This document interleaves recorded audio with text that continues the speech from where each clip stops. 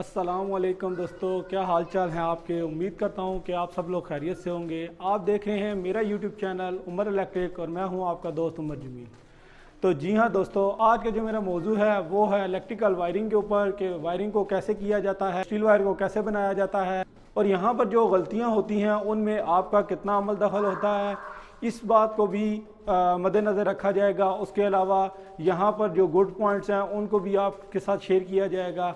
तो चलते हैं अपनी वीडियो की तरफ और जैसे जैसे वीडियो की तरफ चलेंगे तो मैं आपको मज़ीद भी गाइड करता रहूँगा कि यहाँ पर क्या गलतियाँ हुई हैं और क्या अच्छे पॉइंट थे, उनके ऊपर भी रोशनी डालता रहूँगा। सबसे पहले आप देख सकते हैं कि यहाँ पर आप जो बोर्ड को दीवार के ऊपर जब रख के इसके साथ मसाला लगाते हैं तो कोशिश करें कि इसका लेवल बिल्कुल एग्जैक्ट होना चाहिए, लेवल बिल्कुल ओके होना चाहिए और दीवार से इतना बाहर होना चाहिए कि आपका प्लस्तर होने के बाद ये बोर्ड और दीवार का प्लस्तर बिल्कुल बराबर हो जाए। और कुछ लोग यहाँ पर ये मिस्टेक करते हैं कि बोर्ड को बहुत ज़्यादा अंदर कर देते हैं, उसके बाद मसाला लगाने की कोशिश करते हैं, उनकी शीट बिल्कुल इजीली इसके ऊपर बैठती नहीं है और जो है आपका बोर्ड अनबैलेंस होता है, आपकी शीट अनबैलेंस होती है और देखने में उसकी लुक एक अजीब सी नज़र आती है।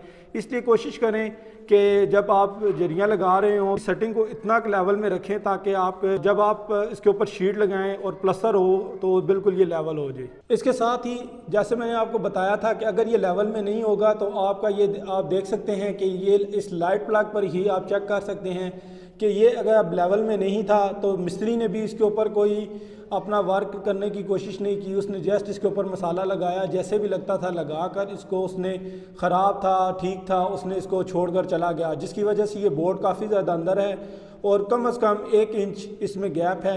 अगर आप इसको रिपेयर कर शीट लगाएंगे तो बेहतर है। आप कोशिश करें कि इसके ऊपर प्लास्टिक पैरस से फिलिंग कर दें साइडों पर और उसके साथ कटिंग करें ताकि इजीली इसके ऊपर भी शीट आसानी से बैठ सके और देखने में इसकी लुक उसी तरह प्यारी लगे जिस तरह मैंने आपको बताया था कि एक बोर्ड की लुक को उसके ऊपर आना चाहिए, बिल्कुल सरफेस के साथ बराबर होना चाहिए। अभी आप लोग वीडियो मेरी देख रहे हैं, मैं आप सबको ये रिकमेंड ज़रूर करूँगा कि जब आपके ये बोर्ड रखे जा रहे हों तो कोशिश करें कि आप पास खड़े हों और उसको जो काम करने वाले को ये बात ज़रूर कहें, चाहे वो इलेक्ट्रिशियन है, अगर वो रख कर चला गया तो उसको कि मसाला लगाए, अगर उसने मसाला नहीं लगाया तो कोशिश करें कि मिस्त्री से ये चीज़ खुद भी सेट करवा लें क्योंकि ये आपके घर की खूबसूरती को मुतासर करती है। तो इसके साथ आप देख सकते हैं कि यहाँ पर जब काम किया जा रहा था तो यहाँ पर एक चीज़ सबसे अच्छी की गई है कि यहाँ पर डीपी बॉक्स के ऊपर उसने शॉपर से कवर कर दिया है ताकि मसाला अंदर ना जाए। और अब जब मैं इसको शॉपर को उतारूँगा तो उसके बाद आप देख सकेंगे कि यहाँ पर बिल्कुल डीपी अंदर से साफ़ होगी, इसके अंदर किसी किस्म का कोई मसाला नहीं होगा जिसकी वजह से आपको काम करने में मुश्किलात का सामना नहीं करना पड़ेगा। और सबसे जो बड़ी मेन इसमें बात है कि आपकी डीपी को अंदर से आप कह सकते हैं कि जंग लगने के बहुत कम चांसेस होते हैं अगर अच्छी मटेरियल किया, और अगर लोकल का मटेरियल किया तो फिर उसमें जंग लगने के चांस तो वैसे ही डेफिनेटली होते हैं। अब शॉपर को रिमूव करता हूँ तो ये आप देख सकते हैं कि डीपी अंदर से बिल्कुल साफ है। तो ये आप देख सकते हैं कि बिल्कुल डीपी साफ़ है शॉपर रिमूव करने के बाद भी। तो कोशिश करें कि आप इसके ऊपर कर लें और ये भी इस बात का भी कोशिश करें कि जो नीचे की तरफ पाइप जा रहा हो उसके अंदर शॉपर वगैरह का लाजमी इस्तेमाल कराएं, क्योंकि जिस टाइम आप डीपी की सफाई कर रहे होते हैं तो उस सूरत में जब यहाँ से गन नीचे जाता है तो ये आपका पाइप ब्लॉक हो जाता है और फिर आपको मुश्किलात का सामना करना पड़ता है। और जो सा दोबारा जहाँ से आपका पाइप जा रहा होता है आप उसको तोड़ के सारे को रीचेक करते हैं, इसकी सफाई करते हैं, तब ये लाइन बहाल होती है।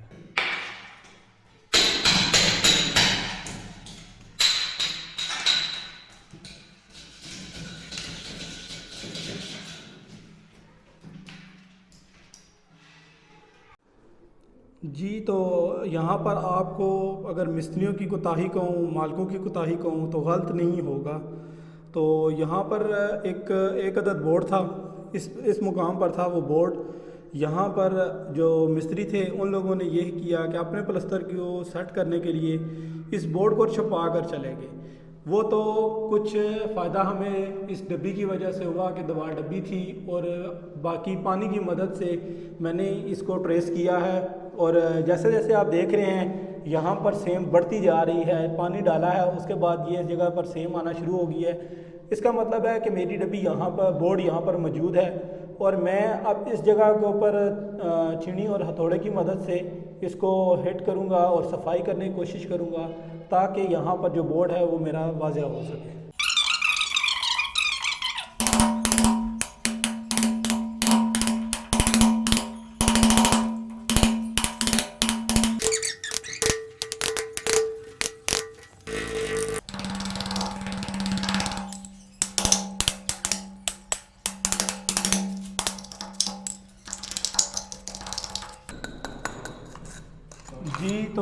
आप देख सकते हैं कि ये बोर्ड यहाँ पर मेरा वाज़ह हो चुका है। मालिकों की गलती को भी कहूँगा, क्योंकि वो उनका पास खड़ा होना और इस अपने काम को सफाई से करवाना एक बहुत बड़ी रिस्पॉन्सिबिलिटी होती है। लेकिन मालिक कहते हैं कि ठीक है, हम लोगों ने पैसे दे दिए हैं तो ये काम कर जाएगा, और जब वो चले जाते हैं तो फिर ऐसी हरकत मिस्त्री कर जाते हैं, तो जिससे आपके ये बोर्ड वगैरह ब्लॉक हो जाते हैं।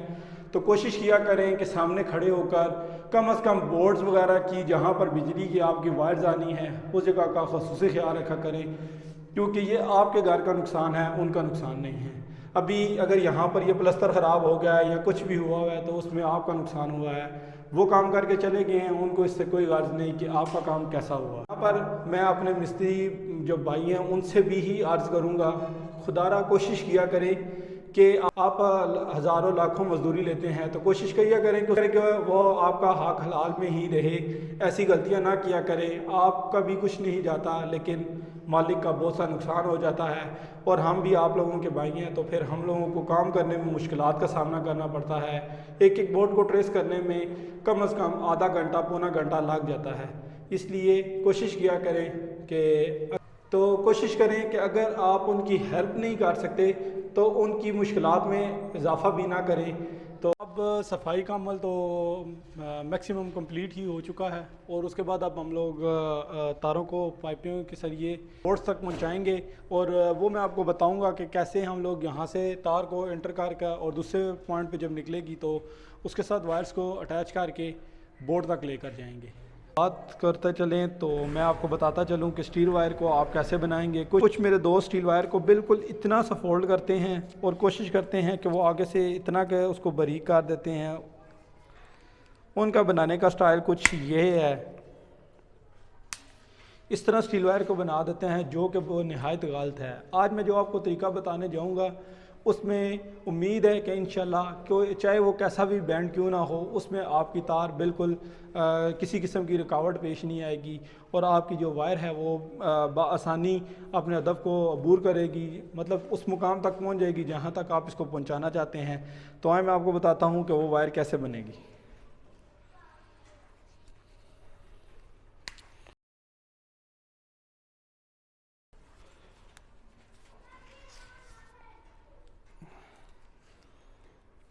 तो जी हाँ दोस्तों, कोशिश करें कि इसको पहले एक फ़ोल्ड ज़रूर दें, मतलब एक टर्न देंगे तो उसके बाद इसकी शेप कुछ इस तरह आ जाती है, ये चीज़ बन जाएगी, और फिर जब इसको दोबारा आप फोल्ड देंगे तो वो ये चीज़ बन जाएगी। उससे यह है कि आपको तार डालने में बहुत आसानी होगी।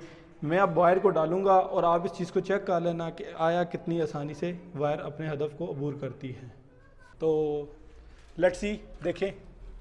तो ये देखें, जैसे मैंने आपको बताया था वायर वैसे ही मैंने बनाई है, और उसके बाद जब मैं इसको इधर पाइप के अंदर एंटर कर रहा हूँ तो आप देख सकते हैं कि बिल्कुल इजीली मेरी वायर जैसे वो मूव कर रही है।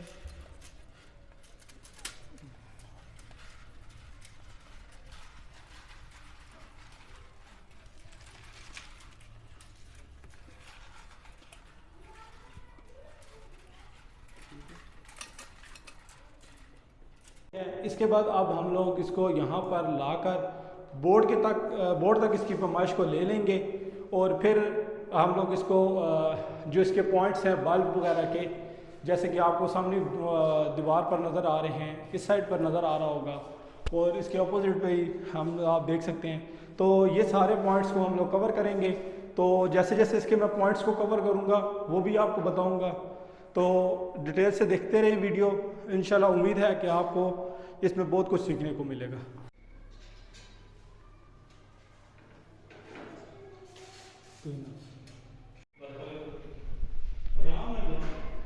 स्लो मूव आ गई।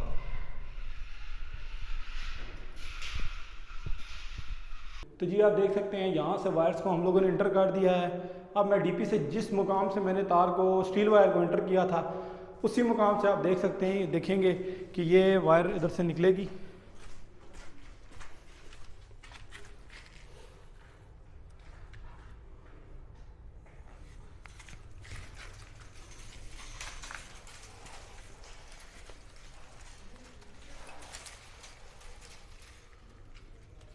जी तो आप ये देख सकते हैं, मैंने पहले पाइप सील वायर को एंटर किया था और मेरे फर्स्ट पाइप में ये वायर्स दो 729 की वायर्स आ गई हैं। 2 वायर्स एक न्यूट्रल और फेस यहाँ पर डाल दी हैं।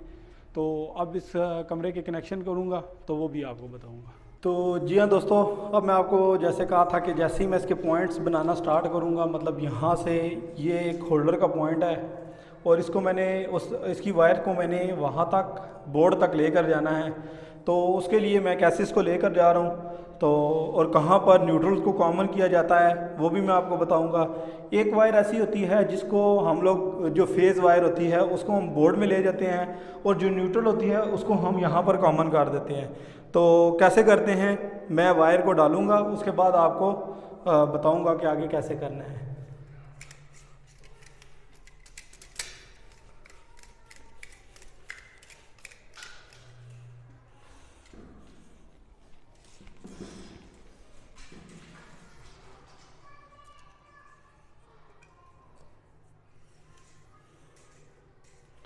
जी तो ये देख सकते हैं मैं 2 यहाँ से वायर्स को डालूँगा, एक फेज़ और एक न्यूट्रल।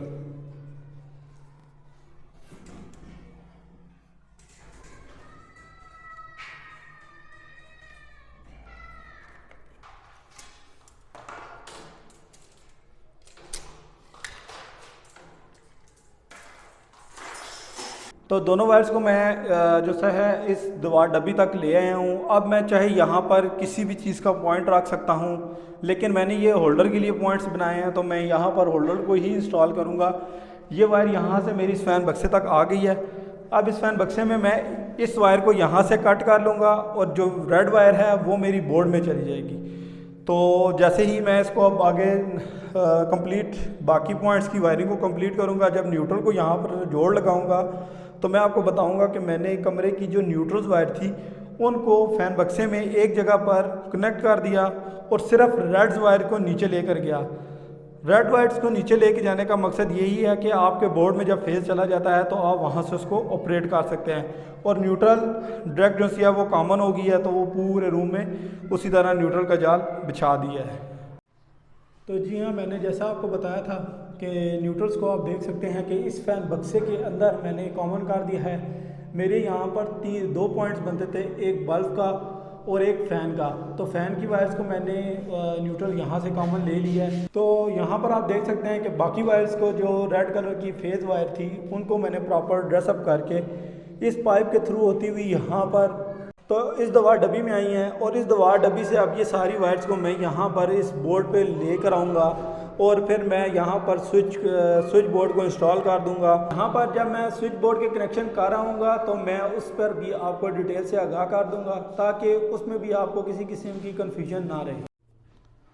जी तो अब आपको बताता चलूँ कि जैसे हम लोग स्विच बोर्ड को कैसे बनाएंगे, मतलब इसको हम लोग इसकी कौन से पॉइंट्स को आपने शॉर्ट करना है या कैसे आपने इसके अंदर वायर्स को इंस्टॉल करना है, तो उसके बारे में अगर आपको डिटेल देता चलूँ तो उसमें ये है। सबसे पहले तो आपने एक अदद इसमें डिमर का इंस्टॉल करना है। अब आपने डिमर कैसे इंस्टॉल करना है, इसके ऊपर ये इस तरह पॉइंट बने हुए हैं स्विचेस के ऊपर। तो ये आप देख सकते हैं स्विचेस के ऊपर पॉइंट बने हुए हैं। इनको जब आप हल्का सा प्रेस करेंगे तो ये इस शीट के साथ जो इसको लॉक किया हुआ है तो इसका लॉक ऑटोमेटिकली ओपन हो जाएगा। ये देखें, तो ये इजीली यहाँ से रिमूव हो गया। उसके बाद आपने क्या करना है कि ये डिमर को लेना है और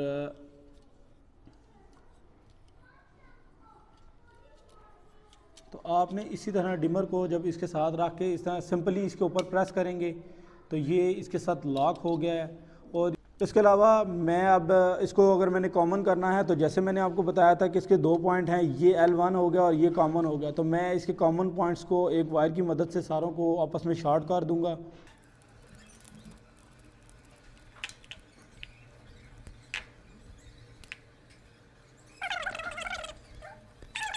तो अब मैं, जैसे मैंने आपको बताया था कि मैं इन पॉइंट्स को कॉमन करने जा रहा हूँ और इस वायर की मदद से मैं इनको कॉमन कर दूंगा।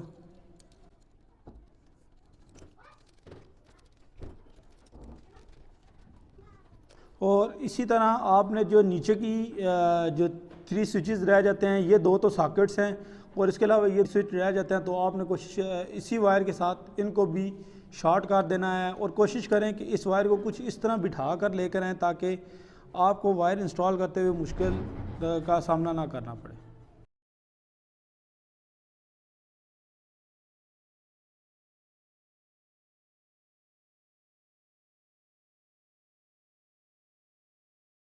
जैसे मैंने आपको बताया था, तो मैंने इन सारे पॉइंट्स को कॉमन कर दिया है। तो जैसे जैसे अब हम लोगों ने जिस जिस मतलब मैंने फैंस को और जिस पॉइंट से मैं इसको आगे डिस्ट्रीब्यूट कर सकता हूँ, मैं उसके हिसाब से इसको डिस्ट्रीब्यूट करूँगा। मतलब मैंने अगर बल्ब को देना है तो इसके ऊपर वाली साइड पे इसकी फेज़ वायर को लगाऊंगा। न्यूट्रल वो है जो मैंने आपको बताया था, मैंने फ़ैन बक्से से पहले ही कॉमन कर दिया है, और फेज़ को मैं इसके साथ लगाता जाऊँगा। यहाँ पर मैं फेज़ को दूँगा तो उसके बाद मेरे इन स्विचेस को ऑन करने पर दूसरे पॉइंट पर करंट आ जाएगा, जिसकी वजह से मेरी जो इंस्ट्रूमेंट है, चाहे वो बल्ब है, चाहे फ़ैन है, चाहे कुछ भी है, वो चलने लग पड़ेगा। उसके अलावा अब मैंने इन दो सॉकेट्स को अगर इसके साथ चलाना है तो मैं इसकी सबसे पहले एक वायर को इन तीनों के अंदर इंस्टॉल कर दूंगा, जिससे मेरा ये पॉइंट कॉमन हो जाएगा। यहाँ से करंट ऑन होकर इस पॉइंट पर आएगा और इधर से होता हुआ मेरा इन सॉकेटों में करंट आ जाएगा।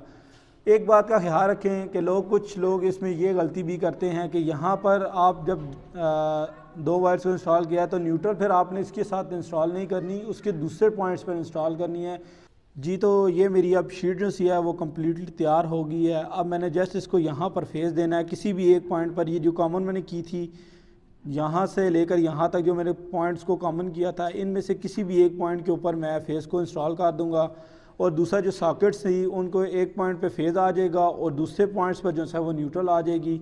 तो न्यूट्रल की वायर को मैं डायरेक्ट इसके ऊपर इंस्टॉल कर दूंगा और बाकी जो फेज़ है वो इन कॉमन पॉइंट में से किसी भी एक पॉइंट पर दे दूंगा, तो मेरी जो शीट है वो ऑपरेट करना स्टार्ट हो जाएगी। और इस तरह जो बाकी लैंप्स वगैरह की वायर्स हैं वो भी मैं जब इंस्टॉल कर रहा हूँ तो आपको दिखाऊँगा कि मैं जैसे जैसे जिस लैंप की वायर को इंस्टॉल करूँगा वो लैंप ऑन होता जाएगा।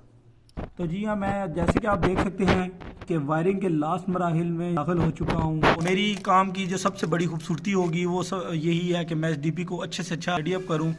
मैक्सिमम इलेक्ट्रिशियन इस तरह करते हैं कि इस डीपी के ऊपर आके अपनी की हुई सारी मेहनत को ज़ाया कर देते हैं। मेरे ख्याल से अगर आप डीपी को अच्छा तैयार करते हैं तो ये एक वेल लुक देती है और पता चलता है कि आपने कितनी सफाई से काम किया है। मैं कोशिश करूँगा कि मैं अपने आप को इतना परफेक्ट तो नहीं कहता, लेकिन मेरी कोशिश होगी कि मैं इसको अच्छे से अच्छा सेटअप करूं, ताकि अगर मेरे अलावा भी ये किसी से काम करवाते हैं तो वो उस इलेक्ट्रिशियन को यहाँ पर काम करने में किसी किस्म की मुश्किलात का सामना ना करना पड़े, इजीली वो हर वायर को ट्रेस कर सके। 2 पोल ब्रेक 63 एम्पेयर का है। इसके साथ ही जो सिंगल पोल के ब्रेकर्स हैं वो 10 एम्पेयर के हैं। तो मैं अब इनको इंस्टॉल करता हूँ, फिर आपको मज़ीद भी बताता हूँ। यहाँ पर मैंने ब्रेकरों को इंस्टॉल कर दिया है। इसके साथ ही आपको बताता चलूँ तो इसमें एक 2 पोल ब्रेकर है और 3 सिंगल पोल के ब्रेकर हैं, जो कि इसमें से 2 रूम्स के हैं और एक जो सा है वो हॉल का है। ब्रेकर को कैसे आप इंस्टॉल कर सकते हैं वो भी आपको बताऊंगा। सबसे पहले तो आपने ये ब्रेकर कंघी को लेना है और इसको आपने एक साइड पे ब्रेकर की लगाना है जी। तो ब्रेकर कंघी को मैं यहाँ पर इंस्टॉल कर दिया है, लेकिन एक बात का ख्याल रखना है कि ब्रेकर कंघी को आपने 2 पोल ब्रेकर के साथ दोनों टर्मिनल पे नहीं करना, एक पर करना है। जैसा कि आप देख सकते हैं ब्रेकर कंघी को मैंने सिर्फ 2 पोल ब्रेकर की एक साइड पे लगाया है और बाकी सिंगल ब्रेकर्स को इसके साथ शॉर्ट कर दिया है।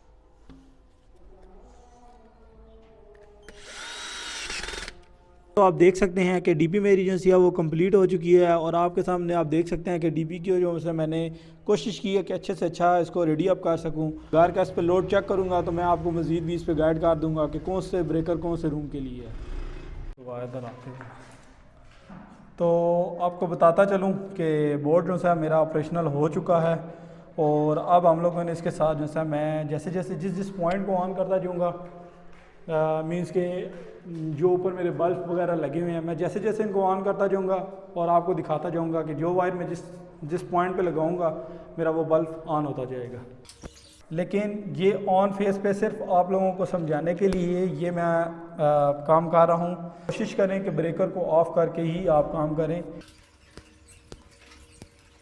तो 1 बाय 1 मैंने चेक किया। सबसे पहले मेरा वो आप देख सकते हैं और कि लाइट ऑन हो गई है, लेकिन मुझे इस वाले बल्ब का पॉइंट सबसे पहले लगाना है तो मैं उसको ट्रेस करूंगा, उसके बाद मैं आपको बताऊंगा।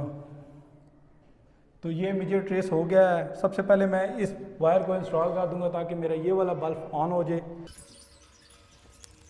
तो आप देख सकते हैं एज़ यूजुअल जैसे मैंने आपको बताया था कि आप लोगों ने एक साइड की बटन की एक साइड कॉमन है और दूसरी साइड पे मैं जो मेरी चीज़ जिसको मैंने पंखा है चाहे लाइट है जो भी है उसको मैं जैसे जैसे इसके ऊपर लगाता जाऊँगा और बटन से ऑपरेट करवाऊँगा तो ये ऑन ऑफ होने लग गया। इसी तरह मैं बाकी पॉइंट्स को भी इसके ऊपर लगाऊँगा और मेरी लाइट्स ऑन होना शुरू हो जाए। लेकिन मैं बारहा आपको यही कह रहा हूँ कि आपने जब भी ये काम करना है तो कोशिश करें कि ऑन सप्लाई पे ना करें। मैं जस्ट आपको वीडियो में समझाने के लिए ऑन सप्लाई पर काम कर रहा हूँ। तो ये मेरी जो तीसरी लाइट थी बल्ब था उसका भी कनेक्शन मैं यहाँ पर कर दिया है और इसके बाद में आप देख सकते हैं कि रूम्स की तीनों तरफ की लाइट्स जो सी वो जो तीन बल्ब थे वो ऑन हो गए हैं। और ये जो 2 वायर्स आप देख रहे होंगे कि बच गई हैं ये मेरी फ़ैन्स की हैं। तो मैं फ़ैन्स के कनेक्शन जैसा वो डिमर के ऊपर कर दूँगा। तो अगर आपको मैं बताता चलूँ तो आप देख सकते हैं कि फ़ैन की वायर्स के ऊपर मैंने वैसे भी निशानी के तौर पर थोड़े छोटे छोटे डॉट्स प्लास की मदद से लगा दिए थे ताकि मुझे ये पता चलता रहे कि मेरा कौन सा फ़ैन फर्स्ट पर है और कौन सा सेकंड पर है। तो उसी के मुताबिक मैंने ये 4 कट्स लगा दिए थे और दूसरे में 3 लगा दिए थे कि मीन्स कि वो मेरा पहला है और ये दूसरा है। और मैंने तार्स को हाईलाइट भी कर दिया था ताकि मुझे जब ये कनेक्शंस कर रहा हूँ तो लगाने में आसानी हो कि कौन सी वायर मैंने किधर लगानी है।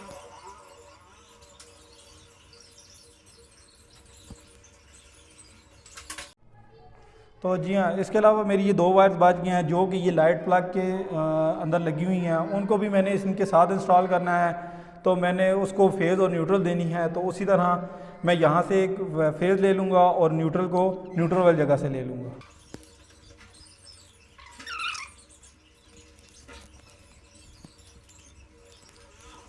तो जी हाँ, अब मेरी ये वायरिंग कंप्लीट हो चुकी है और मैंने अब इस बोर्ड को बस वायरिंग कंप्लीट होने के बाद इसको अब बंद करना है।